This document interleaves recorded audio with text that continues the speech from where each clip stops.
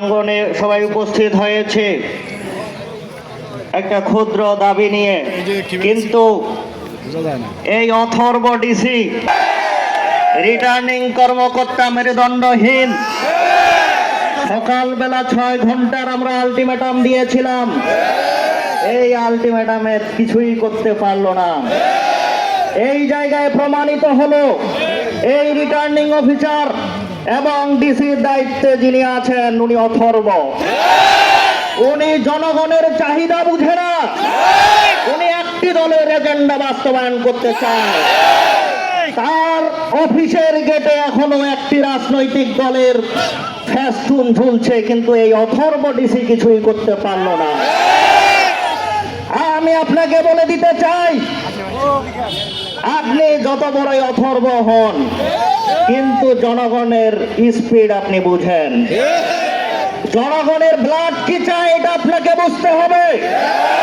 পঞ্চগড়ে আপনি পদায়ন হয়েছেন, এই নতুন বাংলাদেশের চিন্তা ভাবনা নিয়ে আপনাকে চলতে হবে।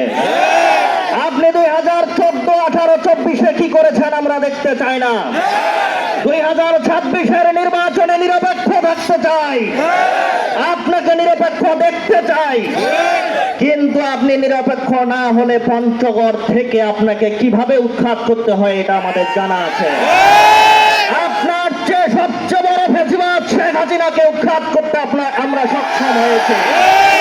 এই ডিসি অফিসেও একজন আওয়ামী লীগের এজেন্ট ছিল, তাকে উৎখাত করা হয়েছে। আপনি সাবধান হয়ে যান। 22 তারিখের আবেদনের এখনো বাস্তবায়ন আপনি করতে পারছেন না। আপনি কিসের রিটার্নিং অফিসার? আপনি ওই অক্সফোর্ড ক্যামব্রিজ বিশ্ববিদ্যালয়ের তাদের যে ডিকশনারি আছে ওইটার ব্যাখ্যা এখনো বুঝেন না। আপনি কিসের ডিসি? আপনার শিক্ষাগত যোগ্যতা নিয়ে আমি প্রশ্ন রাখতে চাই। নির্বাচন কমিশনে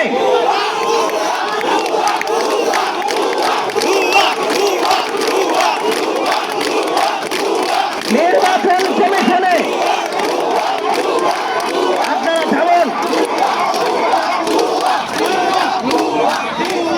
নির্বাচন কমিশনের বইয়ে স্পষ্ট লেখা আছে কয় ইঞ্চি কয় ফিট হবে, সবকিছু উল্লেখ করা আছে। আপনি ওই 48 পৃষ্ঠার অক্সফোর্ডের ব্যাখ্যা দেখে এখন পর্যন্ত আপনি ব্যবস্থা নিতে পারলেন না। আপনি কিসের ডিসি? আমার লজ্জা হয়, আপনি পঞ্চগড়ের প্রতিনিধিত্ব করতে পারছেন না। আপনি নিজেকে বুঝান, নিজের ব্রেনকে আপনি বুঝান যে আপনি কতটুকু নিকৃষ্ট চরিত্রের পরিচয় দিয়েছেন। আপনি একটি রাজনৈতিক দলের প্রতিনিধিত্ব করার জন্য পঞ্চগড় জেলায় আসেন নাই। আপনি একটি দলের রাজনৈতিক দলের যদি প্রতিনিধিত্ব করেন ওই দলেই যোগদান করেন, তারপরে ওই অথর্ব অবস্থায় আপনি পঞ্চগড়ে প্রতিনিধিত্ব করবেন, আমরা করতে দিব না। আমরা দুপুর 12টায় আলটিমেটাম দিলাম, আপনি কতটুকু অথর্ব এখনো আপনার মুখ দিয়ে একটি কথা বের হলো না। আপনি কি আমাদের চাহিদাটুকু বুঝতেছেন না? আমরা কি আপনার কাছে অনৈতিক কোনো সুবিধা চেয়েছি? আমরা তার কাছে কোনো অনৈতিক সুবিধা চাই নাই।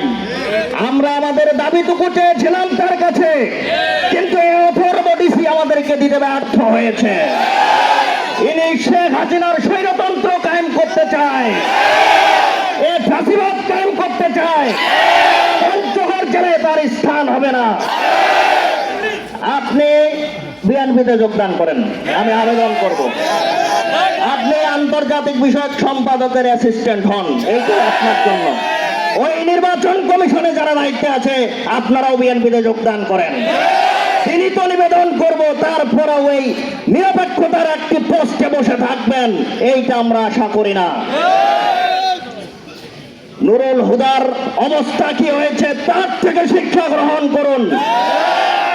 জুতার মালা গলায় দিয়ে পঞ্চগড় থেকে উৎখাত করা হবে। প্রিয় উপস্থিতি,